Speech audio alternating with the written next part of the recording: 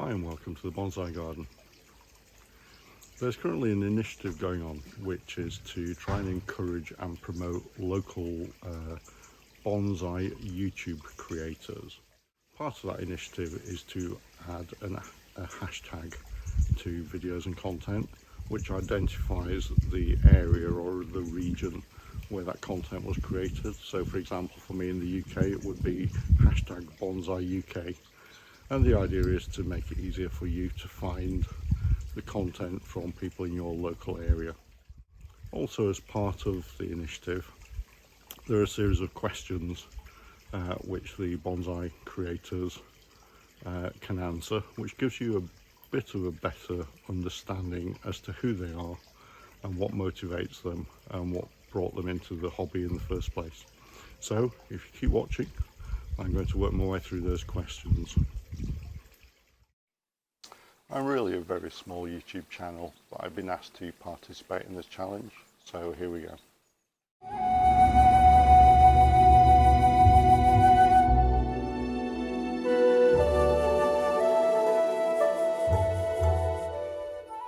Part of the initiative is to answer 7 questions in 7 minutes to enable you to find a bit more about the creator.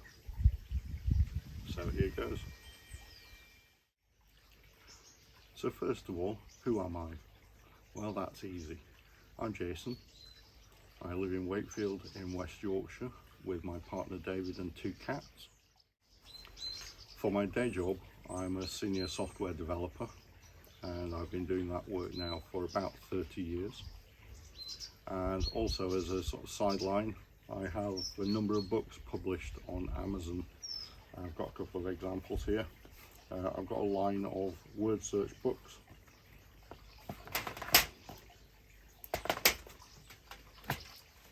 And here's my bestseller, the horror film word search. I've also got a number of educational books for kids, colouring books, and I've got a couple of collections of haiku poetry available. They will all make great gifts for Christmas or for birthday presents, so feel free to check out Amazon on both the UK and the American markets.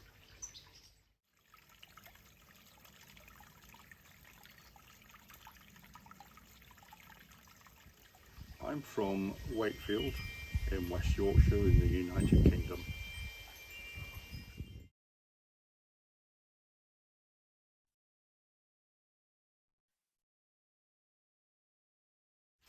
My first bonsai tree was, I believe, a box which was bought for me as a Christmas present by my brother Michael. That was perhaps 15 years ago. I wasn't really very good at keeping plants alive at that time and didn't really have a clue what I was doing. The tree was kept outside, but it was inadequately watered, didn't get any attention, and it wasn't really a great deal of time before that tree died, which was really to be expected. So it's typical of many people who get their first bonsai, didn't really know what the species of tree was, didn't really know what the proper care of that tree was, and as a result the tree suffered and is no more. Fortunately, things have come on in leaps and bounds since then. The pride of my collection would probably have to be my Heron's crabapple bonsai tree, which you can see just there.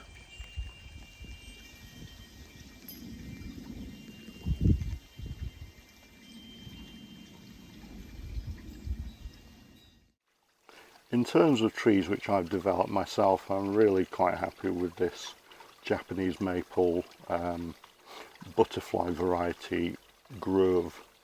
There are currently 6 trees in there, and I bought those for £3 each from the local supermarket. I initially planted it into a £13 plastic pot from Amazon, and then finally transplanted that into this ceramic pot which I bought from my favourite bonsai nursery, All Things Bonsai. It's got a beautiful colour to it, and although some people might think it sticks in pots and that these trees might have been better being allowed to mature over time, I'm really quite happy with the look of this. I'm sure that many of us in the hobby have had plenty of disasters, In terms of trees that I'm not a great fan of, I really dislike privet. I did a YouTube video and there's a link which you can check out if you'd like to find out why. It's really quite an amusing little story, so it's worth your while taking a look. In terms of trees, which I'm not particularly proud of, here's a juniper tanuki, which was really an experiment. A bit of deadwood which I bought from a local aquatic shop, and it's never really amounted to anything. In all honesty, it's been sat in a corner of the garden, completely neglected. I'm just embarrassed by this tree. I've never shown it to anybody. It's never been on any of my videos. Yeah, just let's just not ever speak about that ever again.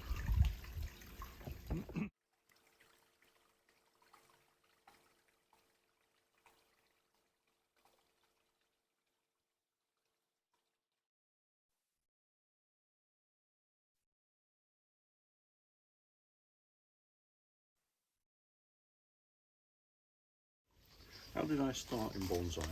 Well, that's not really a very easy question.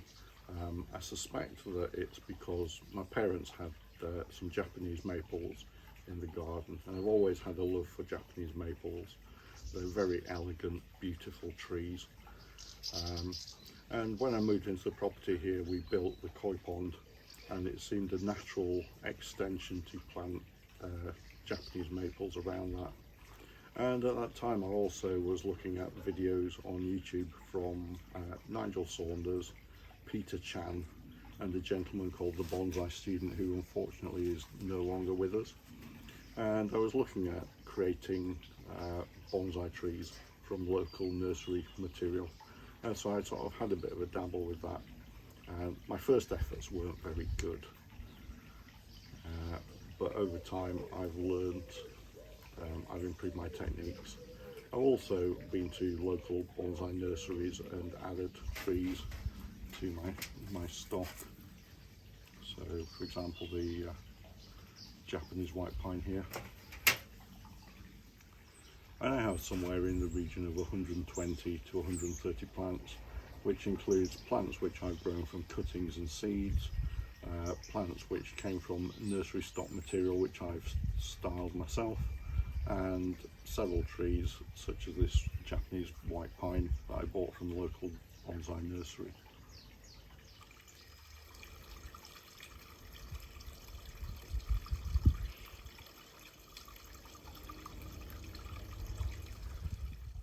And now to the question that makes me feel a little bit uncomfortable, which is what's your most expensive tree? Now, we all have different personal circumstances, different jobs, different financial commitments. Some people have children, some people don't. That all feeds into what your particular disposable income is and what you might consider spending on a tree. Some people might think that spending £30 on a tree is outrageous and unjustified, whereas others would think nothing of spending £7,000 on a tree. Now, I'm certainly not in that bracket, but in terms of the most that I have spent on a tree, again, that would be my Heron's crabapple tree, and that cost me £500 at the time.